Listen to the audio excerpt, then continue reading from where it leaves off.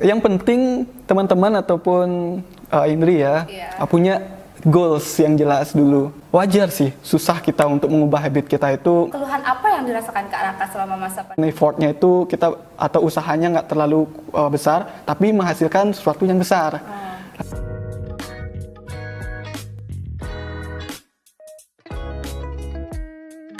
Ya gitu. Kalau boleh tahu PKM apa tuh Kak yang bisa lolos Mas? Kalau waktu itu PKMK kewirausahaan judulnya Smart Project Educational Robot, itu membuat robot multifungsi untuk edukasi, memudahkan para pembelajar yang ingin belajar robotika untuk belajar robot tanpa mengeluarkan biaya yang maksimal, karena dalam satu robot itu udah ada berbagai fungsi yang bisa disematkan di sana. Sangat luar biasa ya, aduh, PKM yang ngeri. Oke, terus Kak Raka nih. Kak Raka nih kan salah satu mahasiswa berprestasi lah, bisa dibilang gitu Kak ya, dalam lingkup Fakultas MIPA. Nah, sekarang Kak Raka tuh gimana caranya mengenali kemampuan Kak Raka, atau gimana sih kelebihan Kak Raka? Kalau misalkan kelebihannya saya ngomongnya banyak gitu, tanpa bla bla bla. Nah, kalau Kak Raka tuh gimana cara mengenali kemampuannya Kak Raka supaya bisa ini itu, gimana sih Kak Raka? Oke, kalau dari aku sendiri, dari kakak sendiri, mungkin dari teman-teman tahu yang istilahnya mindfulness. Tahu nggak? Mindfulness. Oke. Sudah tahu apa tuh Kak Raka? Mindfulness itu kita berbicara kepada diri kita sendiri. Itu cari seperti tahu. di depan kaca itu Kak? Iya, kurang lebih seperti itu. Gitu ya. Nah, itulah sebenarnya saat yang tepat untuk kita bisa menanyakan kepada diri kita apa sih yang sebenarnya kita sukai gitu. Sehingga kita tidak memaksakan diri kita demi untuk bisa sama rata dengan orang lain, agar kita tidak membeda-bedakan diri kita juga dengan orang lain. Setiap orang kan memiliki bakat yang berbeda, jadi janganlah membandingkan diri kita kepada orang lain. Jadi fokus pada kelebihan kita, maksimalkan kelebihan kita. Nah, caranya bagaimana bisa kita mengenali diri kita itu? Kalau aku sendiri biasanya dengan cara bermeditasi, berdoa. Berarti Kakak rajin melakukan meditasi Kak ya? Dalam satu hari kita harus usahakan paling minimal sekali lah. Dan bermeditasi itu baru kakak sadari, tidak sekedar tarik napas, latihan napas, kemudian mengosongkan pikiran kita. Tapi banyak dari kita semua yang merasa pada saat kita bermeditasi itu pikiran kita kemana-mana. Iya, benar pernah dulu ya meditasi. Nggak fokus kita Kak ya, sana ada HP-nya bunyi ntar gitu. Iya. Jadi Kak Raka punya pacar? Pacar enggak, tapi gebetan ada. Wah, ngeri sekali gebetan. Banyak Kak ya? Bisa fokus meditasi gitu? Nah, uniknya gitu, bermeditasi itu bukan mengosongkan pikiran kalau menurut kakak ya. Kalau kita mindfulness nih, kalau kita berbicara mindfulness ataupun bermeditasi, biarkan pikiran kita itu mondar-mandir kemana-mana. Nah, kita ibaratnya diam nih, duduk, perhatikan apa sih yang dipikirkan. Oh, ternyata dari sekian banyaknya, oh ternyata pikiranku sibuk ya gitu. Jadinya kita jadi tahu apa sih yang dipikirkan, tuh biarkan aja. Dan sampai benar-benar kita itu puas gitu pikirannya, berpikir kemana-mana. Perlahan pasti fokus kita itu meningkat sampai benar-benar pikiran kita itu plong, ketemu inspirasi. Di sanalah waktunya menemukan inspirasi pas meditasi sebenarnya.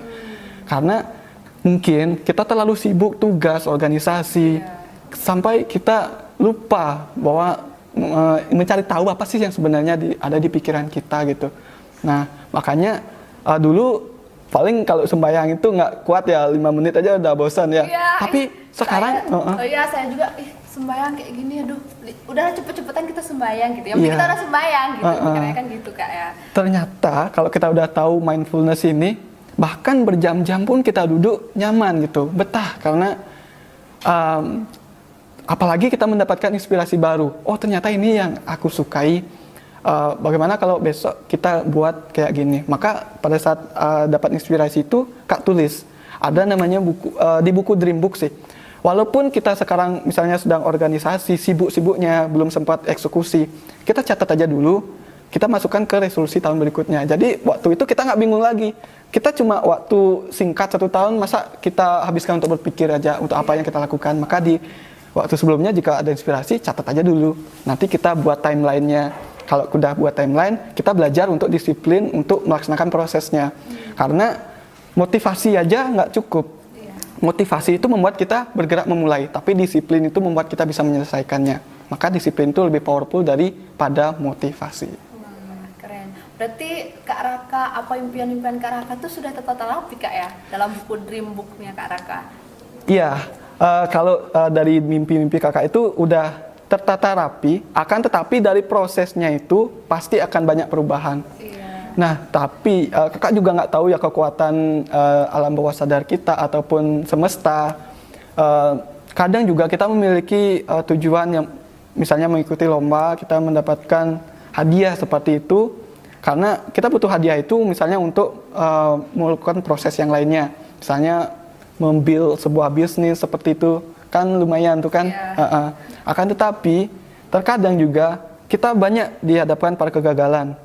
Akan tetapi dengan adanya tujuan itu, entah kenapa nih ada aja yang menawarkan sesuatu event seperti itu, ya kakak coba ikuti. Oh ternyata dari sana kita dapatkan hasil itu. Jadi itu pentingnya, yang penting punya kejelasan tujuan aja dulu. Jangan pedulikan prosesnya, mau gagal mau tidak, tapi yakinlah bahwa di luar kendali kita juga ada Tuhan juga kan yang menentukan bagaimana hasilnya. Tuhan, ada orang yang mensupport kita, Yeah. gitu Kak ya. Iya. Jadi kita sebenarnya harus optimis Kak ya. Optimis. Dalam menjalani suatu apapun kita harus yakin kita pasti bisa gitu. Karena kegagalan itu sebenarnya yang membuat kita semakin maju gitu Kak ya. Bukan berarti kita harus gagal terus gitu. Iya. Oke. Kita bukan manusia gagal ya, tapi manusia pembelajar. Kegagalan Iya, itu bukan manusia gagal. makanya gimana ya? Fokus pada satu hal yang benar-benar kita sukai dulu. Kalau kita gagal, berarti selanjutnya kan kecil lah kemungkinan kita gagal. Iya. Tapi beda halnya kalau kita melakukan banyak hal, kita ingin mengeksplor, itu sah-sah saja. Akan tetapi perhatikan juga timeline waktunya. Apakah waktunya cukup atau tidak gitu. Jadi itu pentingnya kita melakukan perencanaan akan apa yang harus kita lakukan, baik itu jangka panjang dan jangka pendek. Iya, bagus sekali. Intinya kita memang harus segala apapun itu emang harus dibagi waktunya. Gimana kita harus seperti ini, besoknya seperti apa, kita harus seperti itu Kak ya. Biar terjadwal lah kita, rencana kita kayak gimana, biar bisa lebih meningkat daripada yang sebelumnya gitu Kak ya. Yap. Oke, itu sangat luar biasa Kak Raka. Kemudian Kak Raka ini sebenarnya sekarang nih, dengan kondisi Kak Raka yang sekarang semester 8, skripsian, organisasi banyak gitu. Kak Raka percaya diri nggak sih pada diri sendiri Kak Raka? Percaya nggak Kak Raka tuh bisa skripsi tahun ini harus selesai? Kak Raka bisa melakukan ini. Percaya diri nggak sih Kak Raka tuh terhadap diri Kak Raka sendiri? Oke. Jujur kalau dari diri pribadi itu sangat percaya. Kenapa? Karena kita juga harus percaya bahwa kekuatan pikiran positif itu harus kita tingkatkan, harus kita utamakan. Karena mungkin Indri pernah dengar istilah law of attraction, hukum tarik menarik. Iya. Nah, apapun yang kita pikirkan, pasti semesta akan juga merespon ataupun pikiran kita menarik hal-hal itu, sehingga juga kita pasti akan menerima apa yang kita pikirkan. Kalau kita memikirkan yang negatif, kita nggak optimis bahwa bisa menyelesaikannya, ya itu yang akan terjadi memang. Maka mau tak mau, walaupun kita merasa nggak optimis, kita tumbuhkan gimana caranya.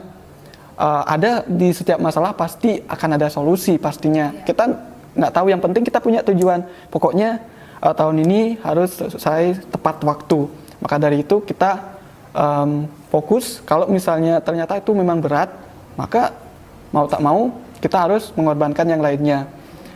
Karena jika misalnya kita terpaksa harus mengerjakan hal lainnya juga, maka hasilnya juga akan bisa jadi berantakan gitu. Iya, benar-benar. Jadi semuanya, misalkan Kak Raka nih, salah satu dari semua yang Kak Raka bidang naungi, itu harus sama-sama selesai, organisasi harus maju, kemudian skripsian juga harus tahun ini selesai gitu. Gimana sih caranya Kak Raka untuk bisa semuanya tuh maju gitu Kak? Oke, kalau dari kakak sendiri, kakak menerapkan habit yang disebutkan sebelumnya itu, dan itu benar-benar gimana ya, mantap, cocok, dan untuk teman-teman aku saranin juga melaksanakan itu, rule golden time itu. Karena sebelum aku melaksanakan itu, karena aku juga belum berpengalaman waktu itu nggak nyangka sih tahun ini kan memang aku fokuskan untuk mengabdi ya. Ternyata banyak banget tugas di organisasi yang harus diselesaikan. Terus skripsi juga tidak bisa dinomorduakan karena itu memang benar-benar harus fokus, nggak bisa selesai dalam beberapa hari. Apalagi banyak banget komponen-komponen yang ternyata yang belum kita ketahui pada perkuliahan sebelumnya, itu kita gali lagi hari ini. Nah, akan tetapi jika kita sudah memiliki to-do list itu, barangkali untuk satu hari itu paling tidak 1 atau 2 aja deh selesai, tapi dengan maksimal. Itu sudah merupakan suatu kesuksesan di hari itu, daripada kita mengerjakan semuanya, berusaha menyelesaikan semuanya, tapi alhasil berantakan ataupun setengah-setengah hasilnya. Ya, nggak ada hasil gitu ya. Kemudian Kak Raka ini kan jurusan fisika Kak ya, ngambil skripsian pendidikan atau murninya? Murninya, tentunya kan karena Kak Raka jurusannya program studinya kan pendidikan fisika, kemudian beralih ke fisika murni. Itu kan pastinya ada perbedaan Kak Raka. Nah, kemampuan yang Kak Raka miliki di bidang murni itu seperti apa Kak Raka, sehingga Kak Raka itu saya ambil ke murni saja skripsinya, seperti itu. Oke, menarik sekali. Kalau dari kakak, karena sebelumnya juga pada saat justru pada saat kuliah nih baru ketemu namanya passion gitu. Iya, Apa sih passion kita yang kita sukai gitu. Waktu itu di awal perkuliahan lah, kenapa banyak banget hal yang tidak kakak ketahui di fisika. Seolah-olah kakak memang benar-benar awam banget nih di fisika. Sehingga pada saat perkuliahan itu insight atau ilmu-ilmu yang kakak dapatkan itu mungkin basic-basic ya, belum ke pengembangan yang lebih advance lagi seperti olimpiade seperti itu. Nah, sampai akhirnya di pertengahan jalan ketemu mata kuliah robotika. Nah, di sanalah setelah kakak connect the dot, lihat masa lalu kakak lagi. Waktu dari dulu kakak memang suka yang namanya bikin mainan kayak gitu kan. Waktu itu perekonomian di keluarga juga nggak terlalu bagus. Jadinya nggak bisa tuh orang tua beliin mainan kayak gitu kan. Maka dari itu mau tak mau otak ini dituntut untuk kreatif. Bikin mobil-mobilan kayak gitu dari kardus ataupun barang-barang bekas lainnya. Nah, dari sana terus mulai dah ada mainan rusak itu dibongkar, dicari mesinnya. Ternyata rusak juga Kak Raka dibongkar, tapi dibenerin lagi Kak ya. Jadi iya, lebih baik gitu. Waktu itu nggak, jadi lebih hancur ya. Karena saking penasarannya. Lihat, ternyata baterai dihubungkan dengan dinamo mau muter tuh, wah seru banget gitu kayaknya. Tapi habis itu nggak berlanjut karena kesibukan di sekolah, harus fokus juga. Iya. Dan pada saat ketemu mata kuliah robotika ini muncul lagi ingatan itu gitu. Oh, ini ternyata lanjutannya. Oh, ternyata itu. Saya pernah merusak mainan gitu. Iya. Dan dulu penasarannya tuh tinggi banget di sana. Yeah. Oh, ternyata dengan belajar robotik ini ternyata kita bisa bikin mainan apa saja itu, dan bahkan kita bisa mengembangkannya ke engineering, ke mesin yang lebih besar lagi yang bisa bermanfaat untuk masyarakat. Nah, inilah prototipenya yang tidak terlalu mahal, terus bisa kita explore lebih jauh gimana cara kerjanya gitu. Makanya kakak sangat bersyukur dikasih untuk ngambil murni ini, ngambil robotik ya, walaupun tantangannya itu tinggi ya, karena di biaya juga nggak bisa dibilang sedikit. Terus dari segi waktu, apalagi ini ilmu baru yang sebenarnya harusnya kita belajar selama 4 tahun di sini kan, harusnya skripsinya pendidikan, tapi ngambilnya murni itu kan, padahal mata kuliahnya itu hanya 6 bulan. Maka itu karena kakak melihat akan ada sesuatu yang bisa kakak ciptakan nanti di masa depan yang bermanfaat dari ilmu kakak ini. Apapun konsekuensinya nanti, ya mau tak mau harus kakak terima. Tapi nanti walaupun gagal istilahnya, tapi dari kegagalan itu harus ada pembelajaran yang bisa diambil.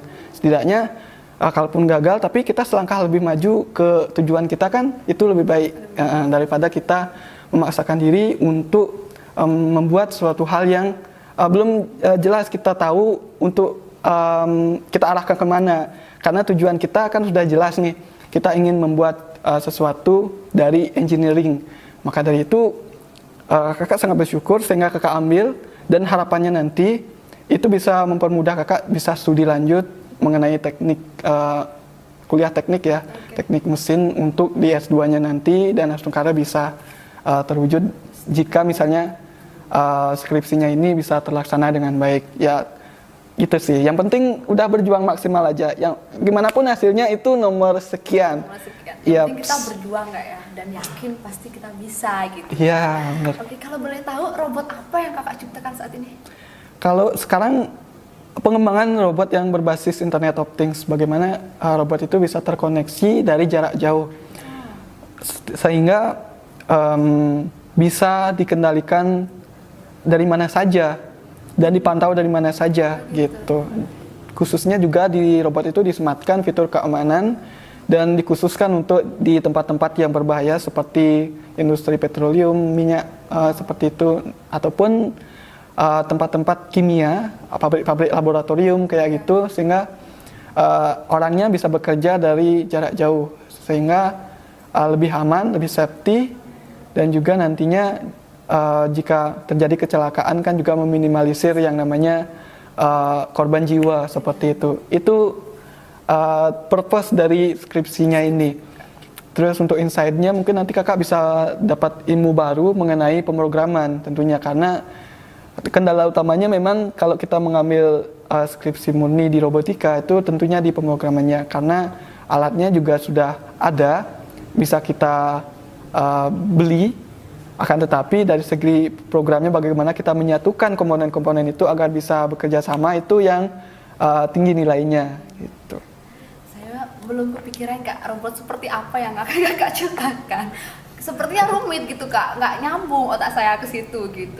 Sama juga, kita pun karena membuat inovasi, kita nggak tahu sebenarnya hasil akhirnya itu bagaimana. Akan tetapi kita buat saja dulu, bagaimanapun nanti hasilnya kita kembangkan lagi, karena kita kan juga tidak bisa langsung buat yang bagus ya, semua butuh proses. Iya, jadi sangat kreatif sekali gitu ya kak, kreatif, inovatif seperti lagu yang ada di Undiksa gitu kak ya, kreatif dan inovatif. Jadi gimana sih cara membangun pikiran kakak tuh biar kreatif, inovatif, biar aku biar kreatif seperti ini gitu, gimana caranya kak? Oke, pertama kita berangkat dari, kalau kakak passionnya atau hobinya membaca nih, kakak berangkat dari membaca, mindfulness, habit.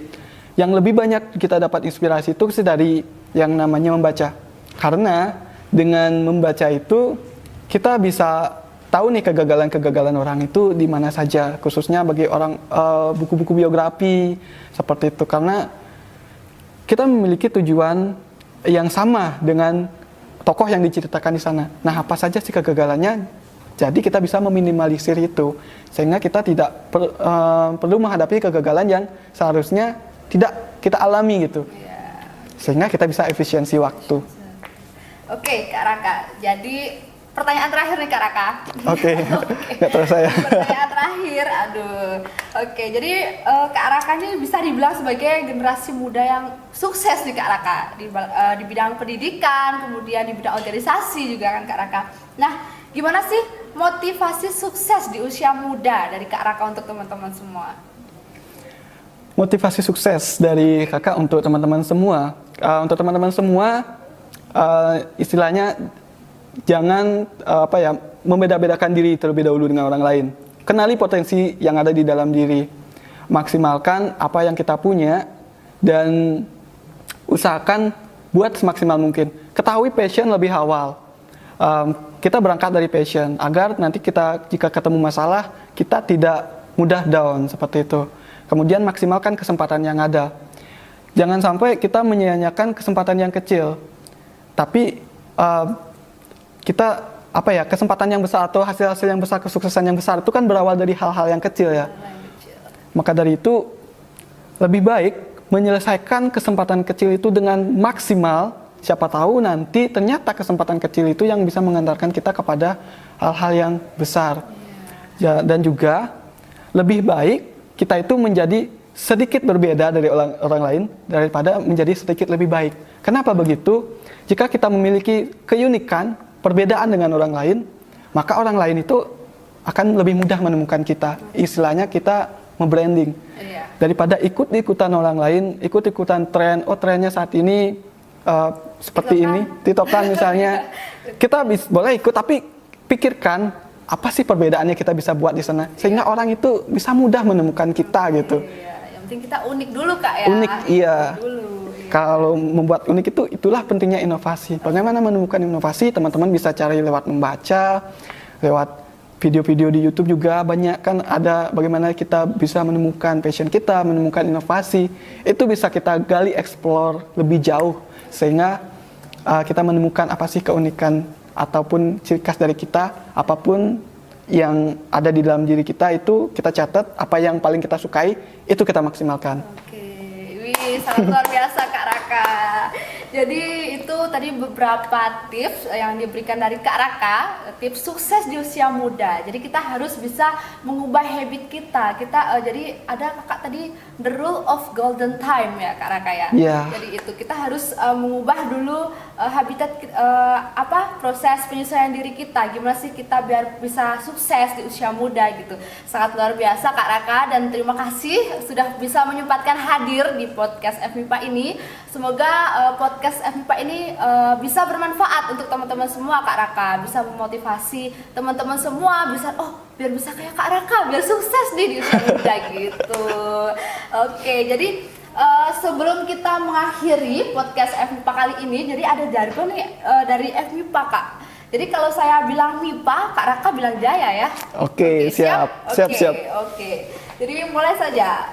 FMIPA Jaya. Oke, terima kasih. Saya tutup podcast kali ini dengan Perma Santi. Om Santi Om. Wassalamualaikum warahmatullahi wabarakatuh. Shalom, namo buddhaya, salam sejahtera untuk kita semua dan salam harmoni. Terima kasih.